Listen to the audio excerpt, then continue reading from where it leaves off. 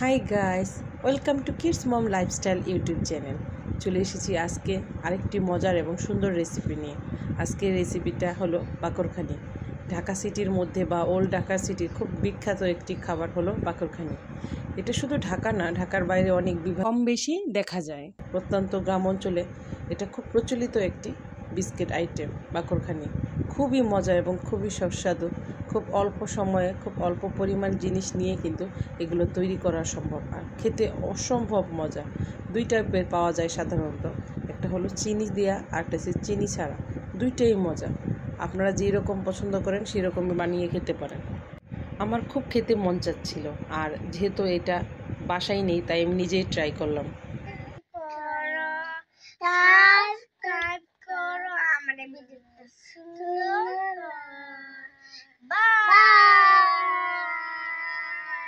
Let's start today recipe.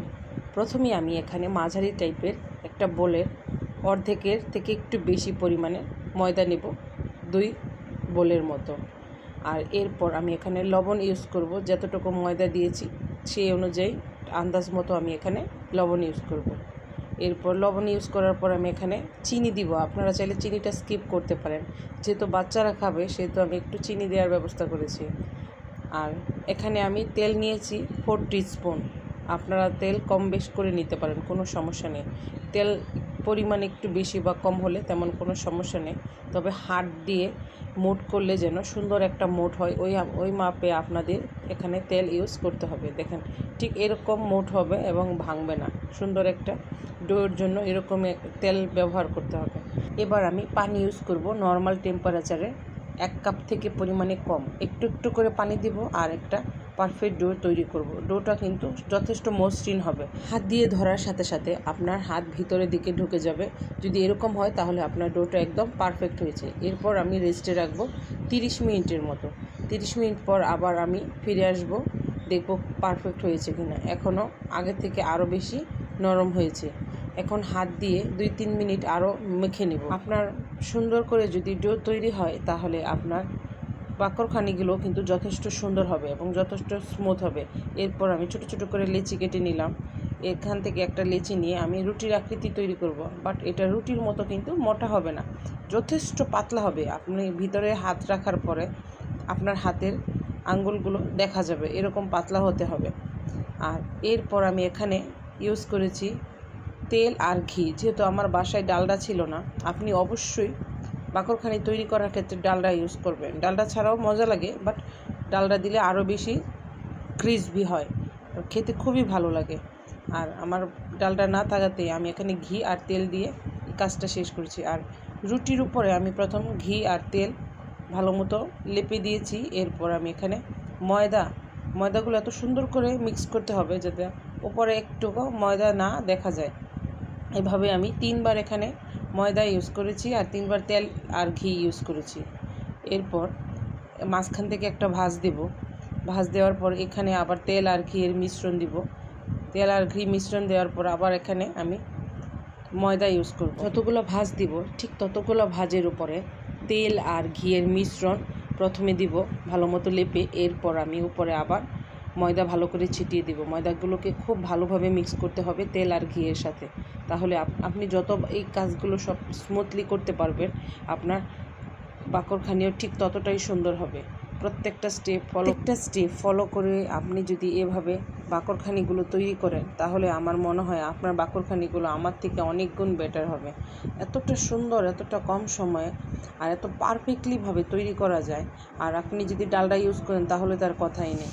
খুব সুন্দর, খুব অল্প সময়ে অল্প পরিমাণ জিনিস নিয়ে এত সুন্দর করে যে বাকরখানি তৈরি করা যায়, আমি নিজে তৈরি না করলে হয়তো বা জানতেই পারতাম না। বাসায় অবশ্যই একবার হলেও ট্রাই করবেন। এভাবে যদি আপনি বাসায় তৈরি করে রাখেন তাহলে মোটামুটি নির্দ্বিধায় আপনি মাস 2-1 মতো রেখে দিতে পারেন কোনো কৌটার ভিতরে ভরে।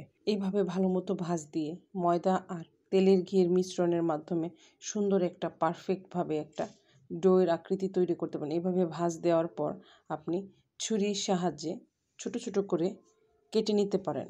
এরপর ছোটো ছোটো করে কেটে নেওয়ার পর আপনি দেখেন আপনি রুটির গায়ে যতগুলো ভাঁজ দিয়েছেন প্রত্যেকটা ভাঁজ একদম স্পষ্ট বোঝা যাচ্ছে।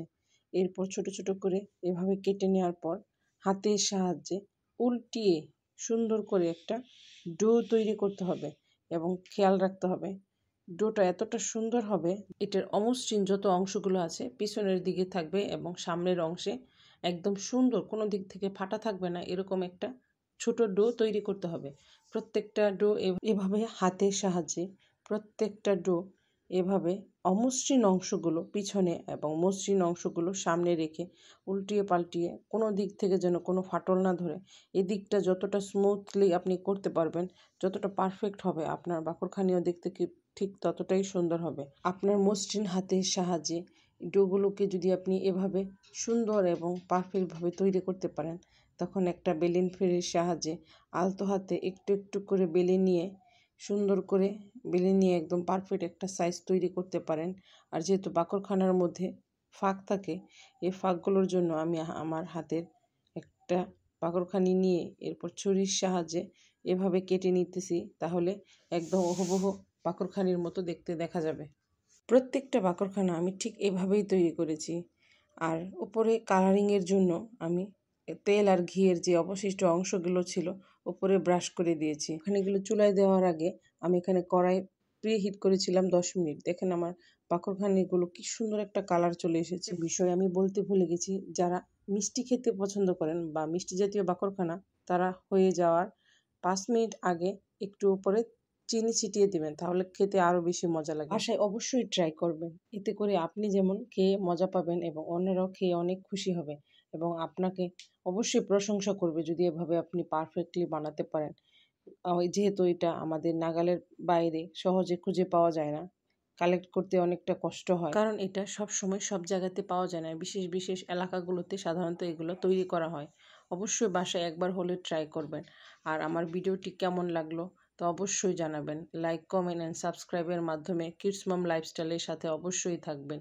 দেখুন কতটা ক্রিসপি হয়েছে, হাত দিয়ে ধরার সাথে সাথে একদম ভেঙে যাচ্ছে, মুড করার সাথে সাথেও ভেঙে যাচ্ছে। খুবই মজা হয়েছিল, কতটা ক্রিসপি, যেহেতু আমি চিনি দিয়েছিলাম সেক্ষেত্রে আরও বেশি মজা লেগেছে। নো মোর টুডে, দেখা হচ্ছে নেক্সট ভিডিওতে। আজকের ভিডিওটি কেমন লাগলো অবশ্যই জানাবে। আজকের মতো বিদায়, টিল দেন, বাই বাই।